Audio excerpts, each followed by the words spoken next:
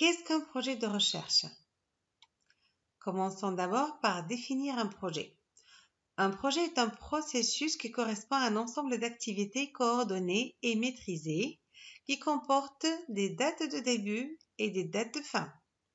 Ces activités sont entreprises dans le but d'atteindre un objectif conforme à des exigences spécifiques et ça inclut bien sûr des contraintes de délai, il y a une date de fin, des contraintes de coût et des ressources.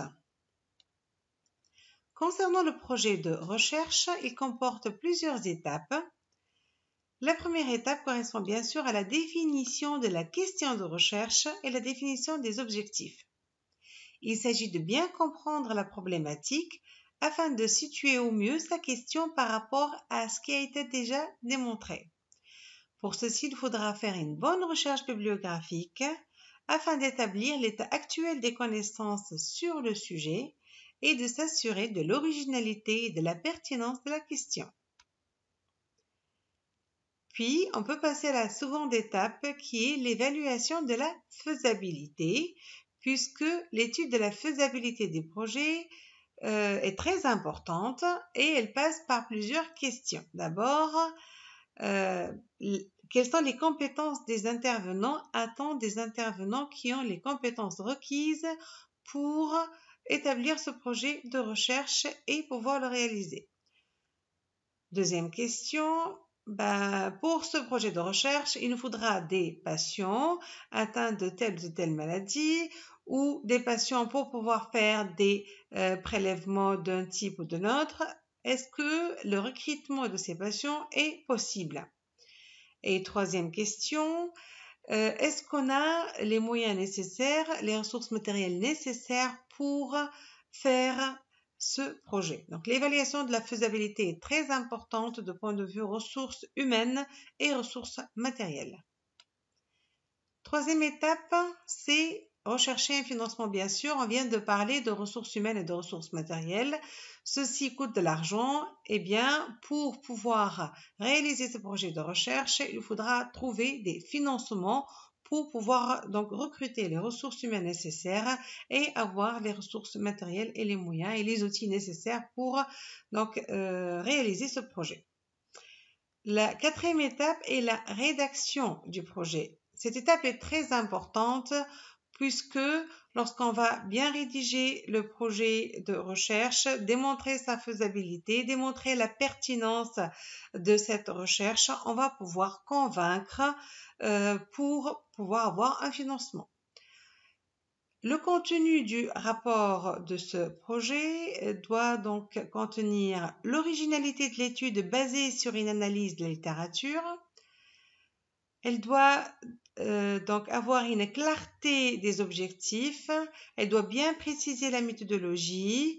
Elle doit bien préciser la faisabilité par rapport au recrutement des patients, par rapport au délai de début et de fin. Et bien sûr, elle doit bien démontrer qu'il y a des équipes pluridisciplinaires qui peuvent être recrutées, qui sont compétents pour donc aboutir à ce projet de recherche.